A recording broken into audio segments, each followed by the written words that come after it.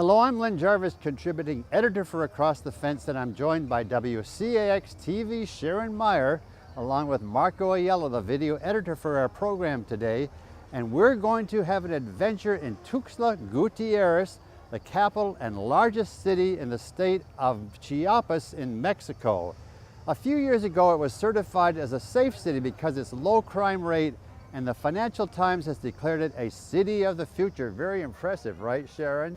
Yes, it is. And besides that, there's a lot to see and do here in the area, but more importantly, this is where Marco's family lives. He came to Vermont in 2004, studied communications at Champlain College, and he puts together all our travel adventures that you see here on Across the Fence, and that is a lot of work. So Marco, thank you for inviting us here to visit and being our tour guide. So what's on the schedule? Well, I'm very glad to have you here. On the schedule, we have San Cristobal de las Casas, which is the most colonial town in Chiapas. We also have Chiapa de Corzo, which hosts La Fiesta Grande. And of course, the most iconic spot in Chiapas, the Sumidero Canyon. Marco is very proud of his hometown, and after checking into our hotel, we were off to Marimba Park in city center. Back in 1993, a lady named Doña Elenita Cancino set up her marimba here and played every evening. Soon, people from throughout the city came to listen and dance to the rhythms of the danzón and pasodoble.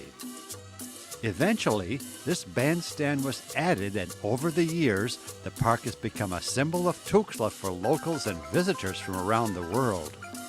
While listening to the happy marimba melodies, this couple was an inspiration as we watched them dance the night away.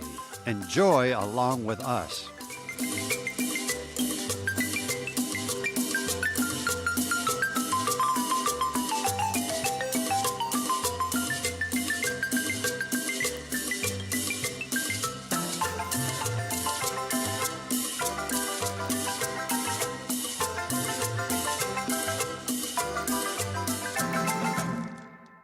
Marco was anxious for us to meet his family. Hello, I would like to introduce my sister and my mother, Ana and Ana. Hi, Vermonters. Nice to meet you.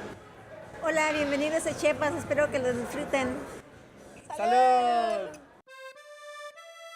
Later, we stopped by to say hello to Eloisa, his 85-year-old grandmother who recently lost her husband. Now she lives alone but is pretty much self-sufficient. We had a good visit, and before we left, she suggested we go to San Cristobal de las Casas, one of her favorite places. With no plans for the afternoon, we took her advice and headed for San Cristobal. Just last year, Pope Francis visited the city of less than 200,000 people to show his support for the often ignored indigenous peoples in this part of Mexico. One of his major speeches was delivered at the cathedral, symbol of the city and dedicated to St. Christopher, their patron saint. Just in front is the plaza, often used as a rallying point for those working on behalf of Native peoples, who make up almost 40% of the population here. We were told they're talented artisans and make beautiful textiles, jewelry, ceramics, and much more, all to be found at the Santo Domingo market. Anna and Marco, who have been here many times, said it was a short walk, so off we went. Along the way, we passed City Hall, and we wondered what this conversation was all about. Now we know. We passed a vendor selling fried crickets, and only Marco was brave enough to sample. Are they still moving? They're actually not bad. Try them. Nope. Soon we arrived at the Santo Domingo market. Enjoy along with us. Bienvenidos a San Cristóbal.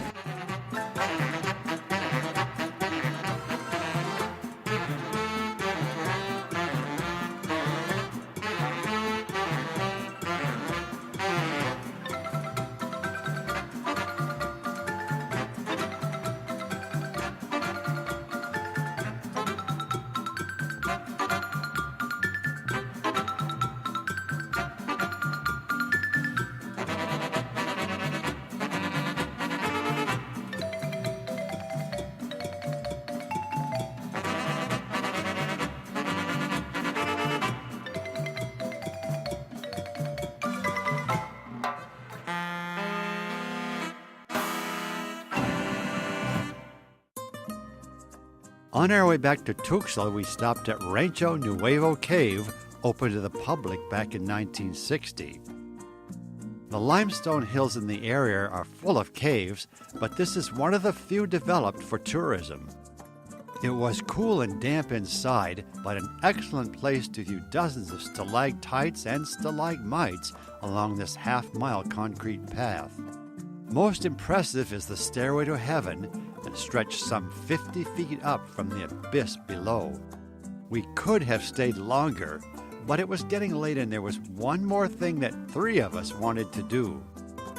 And that was ride this 100-foot concrete slide while sitting on squash plastic bottles for added speed. Sharon and I were happy to just record the event for all of you to enjoy. We've arrived at the Lakes of Montebello, a national park close to the border of Guatemala. It's a large area made up of 59 shimmering blue lakes in the pine forest with 2 Mayan ruins nearby. This is a remote area, but we're going to try to visit one of them, Chincoltec, founded back in the 3rd century. But first we're going to check out some of these beautiful lakes. The lakes of Montebello are famous for their striking colors, which vary due to their different mineral contents. They range from emerald to turquoise, constantly changing as the water ripples in the sunlight. Recently, scientists have expressed concern that the lakes may be losing their color due to contamination. Efforts are now underway to preserve this natural treasure with help from the Chiapas state and several Mexican universities to help educate locals to be more aware of the importance of environmental conservation that keeps tourists like us coming back.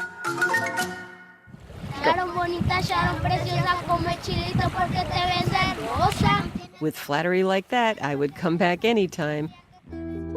But there's another issue to be dealt with, and that's at International Lake.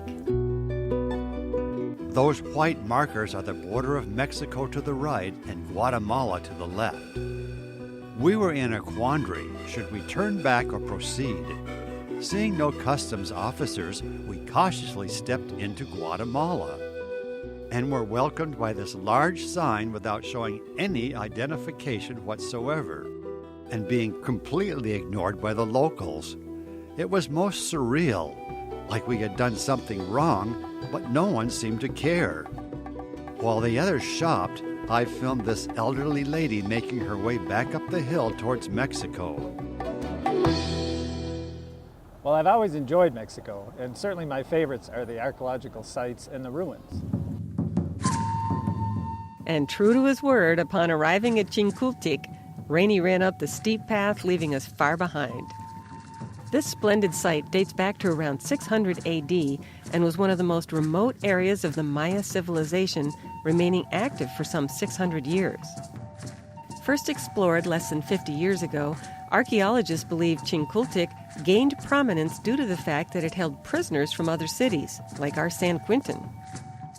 Many Mayan stelae have survived with inscriptions that indicate water worship and reverence to the sun were the main religious themes that first inspired construction in this remote area. It was getting late, but there was another site that Rainey wanted to visit, Tenam Puente. We got there just as the place was closing. With the setting sun and jungle sounds, for a moment, we felt as though we had stepped back in time and were a part of this ancient city. Meaning fortified place, Tenam Puente was on an important trade route linking it with Guatemala and beyond. Construction is very unique, as to build the site, the Maya leveled the land to make 5 terraces at different levels, creating tiered plateaus with structures on each that used no mortar to hold these perfectly cut stone pieces in place. We had just time to watch the setting sun and marvel at the skill and ingenuity of these ancient people. Bright and early the next morning, we were off to the Sumidero Canyon, but we had to stop at this roadside mercado. Enjoy along with us.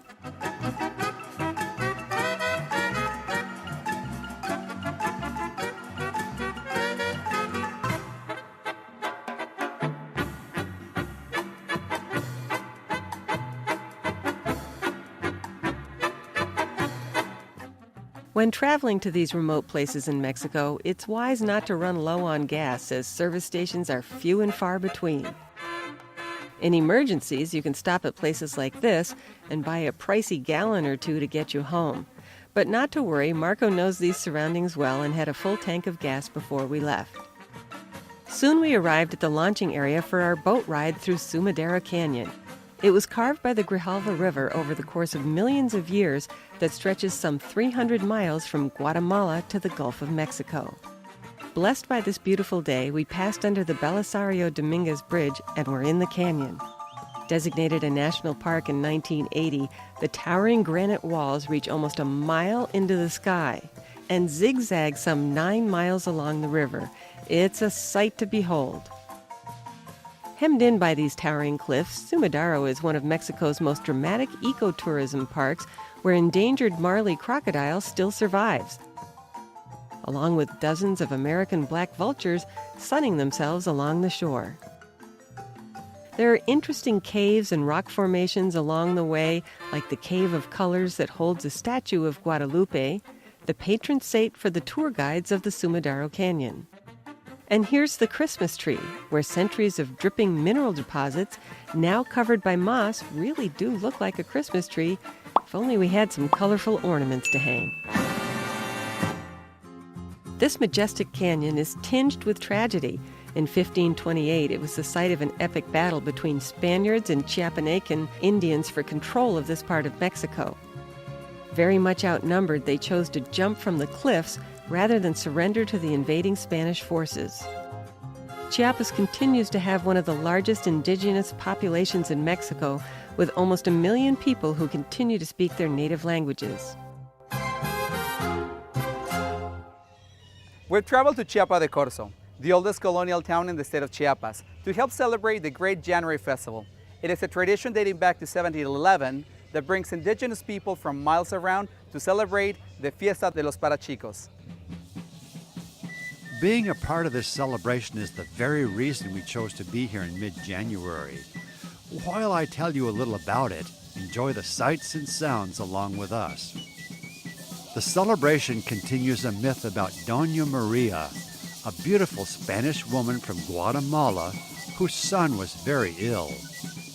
After seeking traditional medical cures that all failed, she came here to Chiapa de Corzo, where she found an Indian healer. He told her to take the boy for 9 days to the cleansing waters of Kumbuhoyu, a nearby lake, and he was cured. It is said the healers wore masks of white men so as not to scare the child while practicing their ancient rituals, the reason they are still part of this celebration of life. Years later, when Doña Maria learned that famine and disease had struck the town, she returned to distribute free food in her son's honor. Now every January, indigenous people from miles around gather to celebrate and thank her with the Fiesta de los Parachicos. Translated, it means Festival for the Boy. Dancers parade around the entire town, carrying holy images with stops at churches along the way to honor their patron saints. They wear elaborate hats made from ixtle, a fiber obtained from the yucca plant, and carry tin rattles called chin-chins. The girls' dresses are all handmade, taking hours, embroidered with multicolored flowers and decorated with lace. Proud parents get their children involved at an early age and proudly showed us their lovely costumes.